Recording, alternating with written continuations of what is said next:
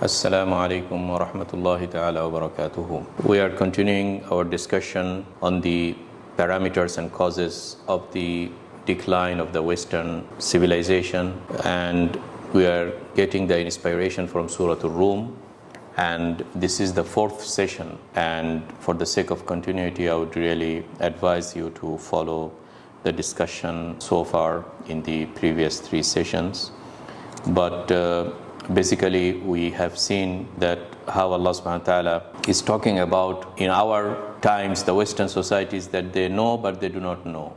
So they excel in certain aspects of knowledge, which is the knowledge of the apparent world, the material knowledge, the knowledge on the surface form, knowledge of science and technology, but they do not go deeper, and hence they do not know beyond the material world the non-tangible things, the spiritual dimension, the mystery that connects this world to a creator and connects this world to a hereafter. So their worldview and their outlook is very much limited. Their scope is very much limited, and that is one of the causes for them to get wrong answers for big questions. Who we are, what is our purpose on this earth, all these big questions, they miserably fail in answering them when their microscope, their zoom level is set only on material world. And this is, we saw it very evident in verses 6 and 7, which I elaborated last time. And I wanted to continue on verses 8 and 9 basically. And in general, from these verses I can say that we need to bring some key entities into an equation. One entity is human being, us. Another entity is the nature surrounding us, the earth, the heaven, and our surrounding natures. The third thing is the history, the human activity and the history and human progress. So man, its relation with the nature and the study of history. So these things have a one type of equation under the Western view when they studied human beings on the material senses. So they will study the brain and say, okay, there are neurons, and then they can fire some signals and thresholds, and then there is a function, and okay, so they will describe it in terms of the neurology and the function of the brain. When you bring the mysticism, when you bring supernatural, when you bring metaphysics, then that has a different way of studying. That cannot be captured into the lab or through microscope or through pure medical sciences. You need to now go beyond. Similarly, study the heart. Under the physical sciences or medical sciences, the heart is a pumping machine, and then there is muscles, and then there is a circulation system, and you can describe the function of the heart, okay? But you will miss the magic, the emotion, the love, the fear, a whole world that you cannot study under the clinical medicine or physics or anything. Okay, and pretty much even non-secular people, throughout the human culture and history, people know these things, that heart has something beyond just a pumping machine, okay? But they are unable to describe it because it would remain something that is mystic. So coming back again, Allah said in verse 8, أَوَلَمْ يَتَفَكَّرُوا فِي أَنفُسِهِمْ. A very big statement. Haven't they thought about themselves? The answer, yes, the modern science and technology have thought about themselves, and they reached a very limited conclusion.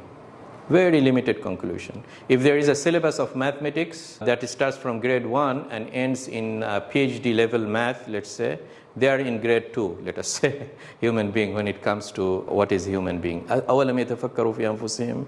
No, they have not, basically. And these things are very important for us to understand. If we just move faster, let's go to verse 21. You jump to verse 21, you start to think, yeah, this is how Allah subhanahu wa ta'ala is answering this question. أَوَلَمْ يَتَفَكَّرُوا فِي أَنفُسِهِمْ? Haven't they thought about themselves? So what does verse 21 says? وَمِنْ آيَاتِهِ أَنْ خَلَقَ لَكُم مِّنْ أَنفُسِكُمْ أَزْوَاجًا لِتَسْكُنُوا إِلَيْهَا. Among Allah's sign is that He has brought in and designed this mate, the opposite sex, man and woman, man and his wife, and then the attraction between them, and this biological process that goes beyond biology, and then the building of the society and the attraction and the love and the family and the clear distinction between genders. Okay, the modern liberal Western view cannot answer a question as simple as what is family, what is woman. Okay, I have seen this interesting documentary by Matt Welsh. He roamed around California, the heart of the liberal thoughts, and went to, I think, University of Berkeley, California, Berkeley, and asked the professor there, what is woman? Professor specializing in gender studies, what is woman? And he started to beat around the bush and couldn't find an answer. Because when they started the Western sciences, they started to march forward in the absence of Allah, in the absence of a God, in the absence of supernaturals, in the absence of religion. Every day they are going down. Instead of people going from grade 1, grade 2, and students, they start learning, they are now going down, down, and down. Okay? So see how Allah subhanahu wa ta'ala in verse 8 started with this big question. أَوَلَمْ يَتَفَكَّرُوا فِي أَنفُسِهِمْ. Let us start with the ABCs with this Western society. Let's start with yourself. We didn't know about ourselves. In the absence of Allah, man is nothing. I have repeatedly said this. When we excluded Allah from the equation, automatically, without realizing, we excluded ourselves. And that is what Allah subhanahu wa ta'ala said very eloquently in another place, which is in Surah Al-Hashr. وَلَا تَكُونُوا كَالَّذِينَ نَسُوا اللَّهَ فَأَنْسَاهُمْ أَنفُسَهُمْ. Do not be like those who forgot Allah, فَأَنْسَاهُمْ أَنفُسَهُمْ. Then Allah made them forget themselves.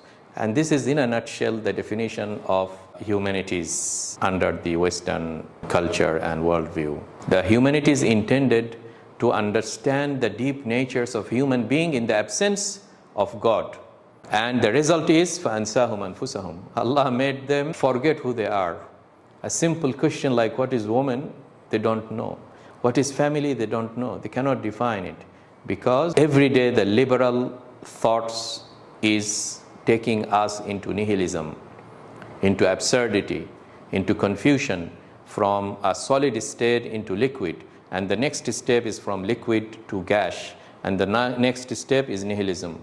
It will vanish, disperse. There is nothing solid in the heart of the Western society today. And all these things that every day California is bringing us, aided by the Silicon Valley and the technology, is something that is leading us to transhumanism, depopulation of the earth, all these fancy words that under the Project X and whatnot. Okay? So among this chaos, Quran always brings us with its grand theory, with this divine worldview, bringing us lots of peace. Okay, I found this on the web for what is divine worldview. Check it out. I don't know. Have you listened to this? Somehow Siri got caught in the worldview and start listening part of the lecture here and start telling me something about the worldview.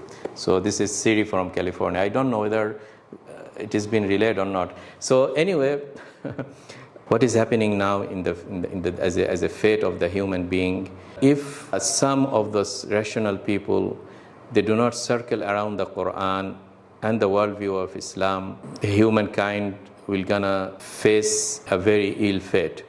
And alhamdulillah, it is always so that there will always be those voices that start to analyze these things. And I think we Muslims should be in the forefront of this discussion to save the humankind, to save the humankind. Look how Allah subhanahu wa ta'ala has described the role, the global role that the Muslims play in defining this type of worldviews, correcting the course of the mankind. When Allah subhanahu wa ta'ala said in Surah Al Imran, in verse 110, Kuntum khayra umma ukhrijat linnas. You have been the best nation who went out for the mankind. Went out to pinpoint to the mankind that you are getting the whole ship into a dangerous territory. Change your course, or else this whole ship that is called the globe, the earth, the humanity will go down. So Muslims are the real Greenpeace. Muslims are the real supporter of the climate changes, not under the banner of whatever UN is saying, under a secular worldview. UN is promoting LGBTQ. UN is promoting liberalism. World Bank, IMF, all these places are taking this ship into icebergs, into rocks, into destruction. Coming back, I am digressing. أَوَلَمْ يَتَفَكَّرُوا فِي أَنفُسِهِمْ. So, coming back to the bigger picture, the heart of the question we should start is who we are and what is our purpose. And it is very clear in the Qur'an that since the Western civilization has got these things wrong, this is one of the biggest parameter of the collapse. So this is the series. We are calling it the causes of the collapse, and towards a grand theory on the rise and fall of societies. And the biggest question here is that who we are. أَوَلَمْ يَتَفَكَّرُوا فِي أَنفُسِهِمْ. Haven't they thought about themselves? And see, when we get out of the material world and the very limited worldview, we start to see some interesting things. And contrast these things with what the current Western philosophies suggest, is that the relationship of human being with the nature. Under the Greco-Roman culture, which the modern Western societies has adopted, or were kind of like derivatives of it, it's purely a hostile relation with the nature. Okay. All this Olympian pantheon, gods, and the chaosity there is, and they fight each other, and all these stories just lead us to a hostile relation between man and nature. And they see it that, okay, nature is a hostile thing, and how man can tame the nature. No. If you see the worldview of Islam, Allah is saying, مَا خَلَقَ اللَّهُ السَّمَاوَاتِ وَالْأَرْضَ وَمَا بَيْنَهُمَا إِلَّا بِالْحَقِّ. إِلَّا بِالْحَقِّ. So Allah has created this heaven and the earth for us.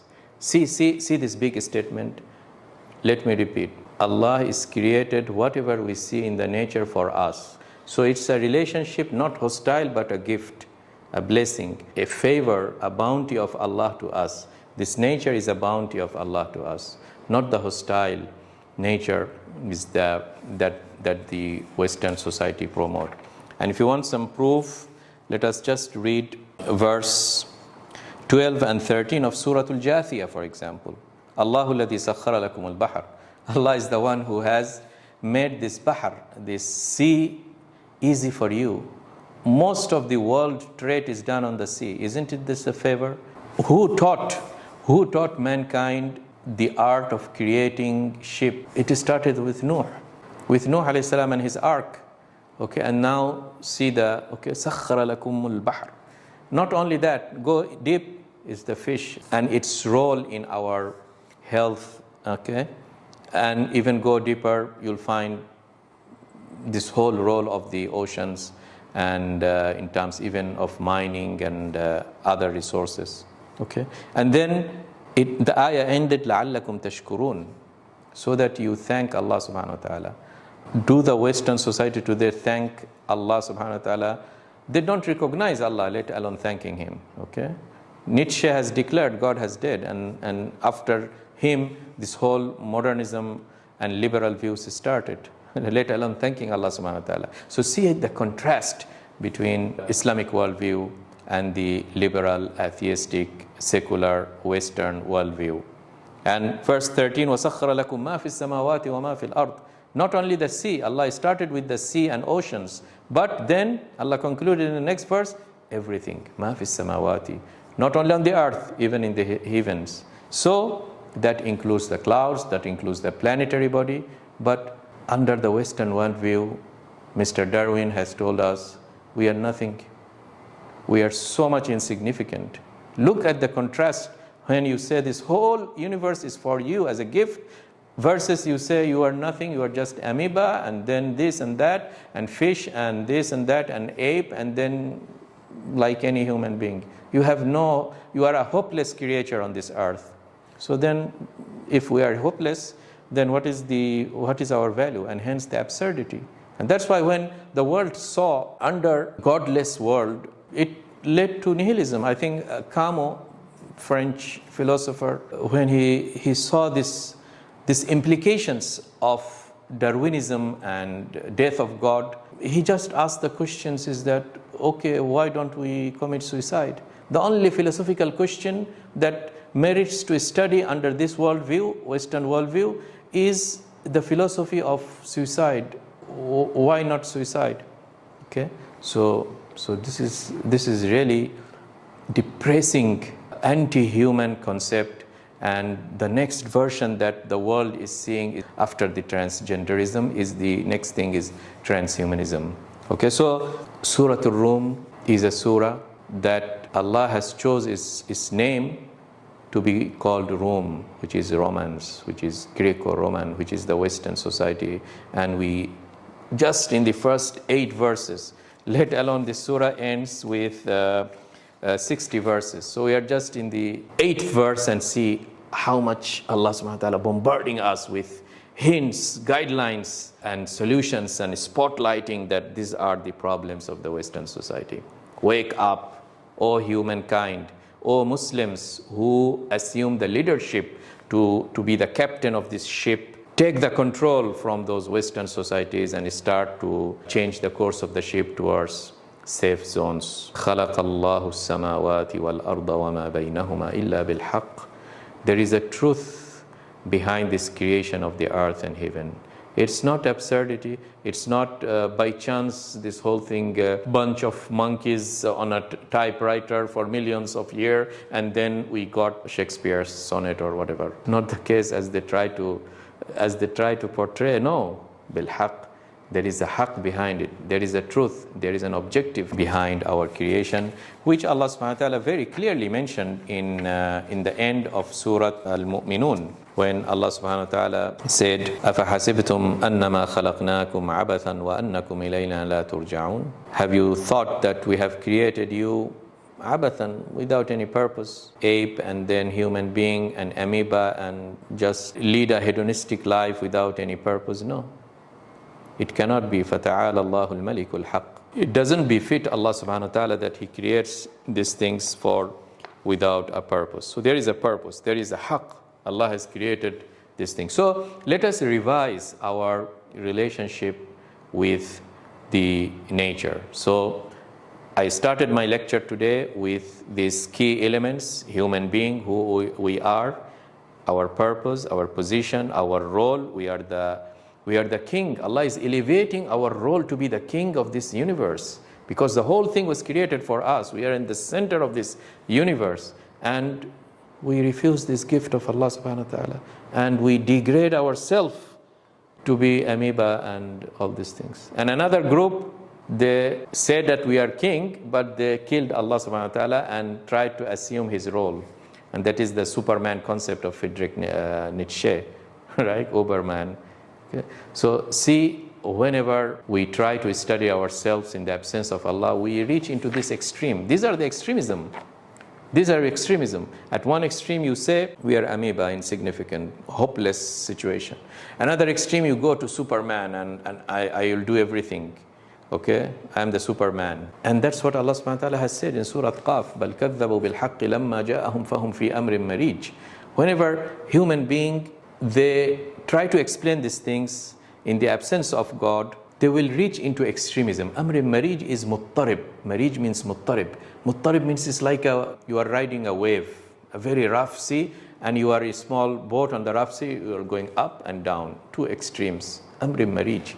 And that's what we are ending up here. So let's make some paradigm shift in our thinking. It requires a paradigm shift in the world view towards this fundamental question of human being and the nature and the relationship of human being with the nature. And let's get out of something called material. Let's get out of this material world and traverse into a realm of supernatural thing. With the realm, let's widen our scope and go towards Allah subhanahu wa ta'ala, go towards these unseen forces, the spirituality. And only then you would think that yes, it is bringing some kind of satisfaction and tranquility to our thoughts. That's why Allah subhanahu wa ta'ala ended this verse 8, وَإِنَّ كَثِيرًا مِنَ النَّاسِ بِلِقَاءِ رَبِّهِمْ لَكَافِرُونَ. Majority of the mankind, they do not believe that we will be meeting Allah subhanahu wa ta'ala. لِقَاءِ رَبِّهِمْ. When we'll be meeting Him? After our death, there is another life. You see, another life. When we transcend from this life to another life, only then lots of questions now make sense. A person who is stick to this right philosophy and right worldview, he dies not fulfilling, achieving success in the material term. Another fellow person, he was atheistic, but he died rich, healthy, and achieved lots of objectives in earth in terms of bank balance and nice car and nice luxurious home and this and that, okay? And he was not sticking to any ethics or moral. So there is a problem here. And how we solve the problem? Only when we think that, no, this is not the end of the story. It is only a small fraction when you compare it to the whole big picture of the akhirah. وَإِنَّ كَثِيرًا مِنَ النَّاسِ بِلِقَاءِ رَبِّهِمْ لَكَافِرُونَ. You see how the akhirah is now encompassing our big picture here of human being and the nature and the relationship between them. The third part is at verse 9. Every time I start of thinking that I will make some progress, but I think I stick up and I get stuck in the middle of some digressions. So I don't want to exceed half an hour of lecturing each time. So let me introduce verse 9 is the history. أَوَلَمْ يَسِيرُوا فِي الْأَرْضِ.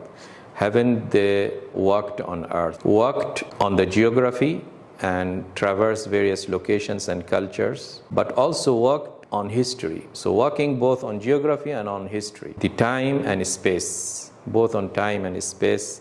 In verse 9, Allah bringing us a philosophy or the world, Islamic world view of analysis of time and space and asking questions, causal relationship between the fate of nations, those who flourished, why they flourished, those who collapsed, why they collapsed, عَاقِبَةُ الَّذِينَ مِنْ قَبْلِهِمْ. And when we analyze those past histories, we'll see how that is different than what the evolutionists and those who study history from the evolution perspective, they get themselves wrong. They say that we always started with very primitive ape-like creatures, hunter-gatherer, agriculture, blah, blah, blah, then industry, and then science and technology, and now capitalism, and then finally it ends with socialism. And they call themselves, we are scientific. This is a scientific explanation of the fate.